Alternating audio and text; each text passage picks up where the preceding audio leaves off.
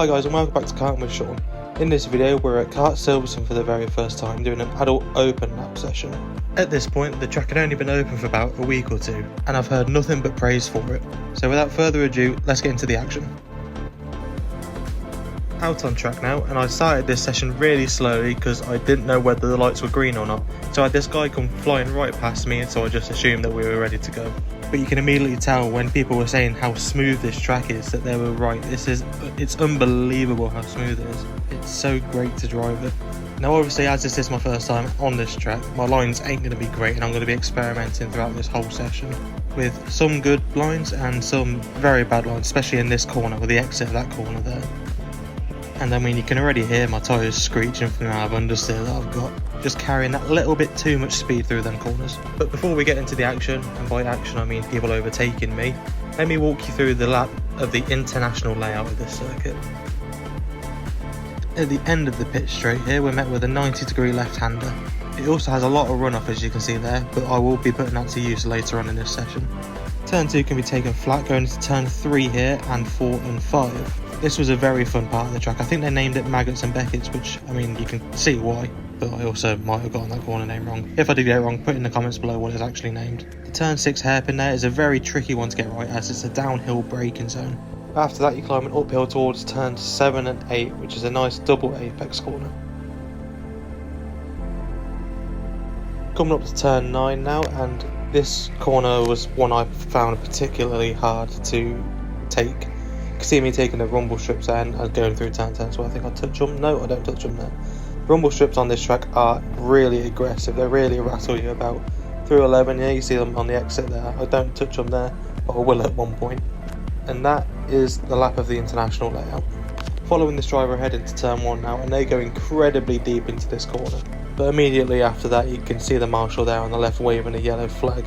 And this is where we meet someone pretty cool, to be honest. You see here on the left there, that is Matthew Plum from the Senor Frogs racing team. Now you might recognise that team name from the 24 Hours of Buckmore Park. It's a team put together by the Burnt Chip, which includes a few other YouTubers and their cameraman Matt Plum. It was pretty cool to be on track with him, to be honest. I overheard him saying he was here to get some practice in for the 8-hour endurance race that was happening on the bank holiday Monday just after this. I mean, you can already see how incredibly quick he is. He's just miles ahead already. And I mean, this doesn't really help, does it? Going incredibly wide out of that corner, which gives me an absolute horrible 9 through 10. Here you see me look down at the dashboard on the steering wheel. I've never driven a car with a dashboard before, but I've seen clips of other people driving them. And it's quite cool to have so much information right at your fingertips. You can see the number 11 there telling me what position I am in the race. The number just above that is my fastest lap time. And then the yellow 1 minute number is my last lap time. The yellow plus 4.6 seconds you see there on my dash is the gap to my PB. So yeah, it's pretty cool to have all that right there.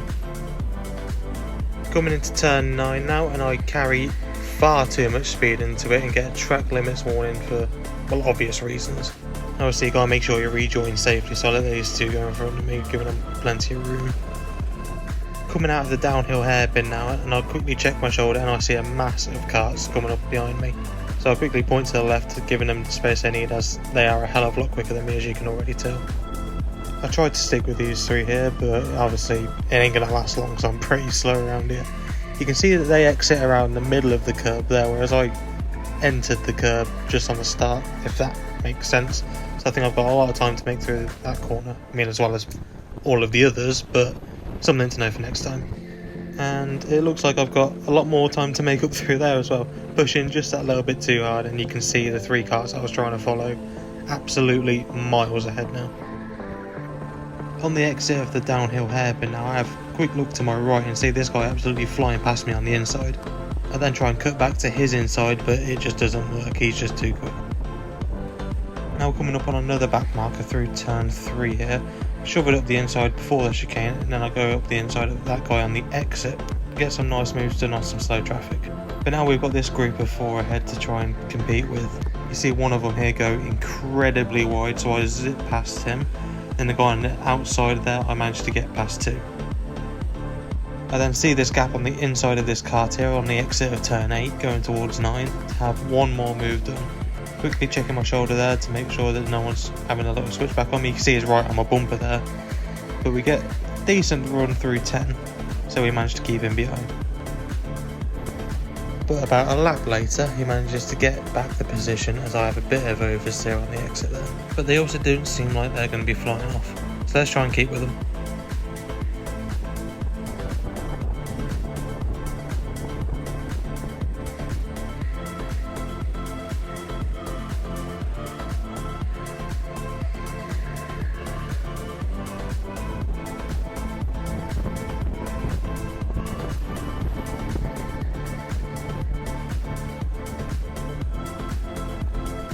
Well, now the guy that overtook me is now ahead of this person that's in front of me now. So going into turn 1, I get a bit later on a brake set, but they go incredibly wide and almost hit the tyre barrier. That was incredibly close for them. And unfortunately, after a few laps of not really having much going on, we go into turn 1 here with a slower driver on the left here, almost squeezing me out. Obviously that was all my fault, but cool, I almost went into the tyre barrier like that guy did a few minutes ago. But anyway, enough of that. I get a lovely move on these two drivers here, going from the outside to the inside of the two drivers there, getting two lovely moves done. But once again, after many laps of really nothing much happening, we are now getting lapped by a lot of the fast drivers, and you can see there Matt Plum overtaking me. Well, I would say overtaking me letting him pass, just to not interrupt these guys, because these guys were absolutely rapid. I think they were about 3-4 seconds quicker than me, so I've still got a hell of a lot to learn here, but it was my first session, so I'm definitely coming back, that's for sure, because I mean, who doesn't like coming to Silverstone? But that now brings us to the end of our 20-minute session here at Silverstone. Obviously it wasn't really too eventful, that's why the video is quite short, unfortunately.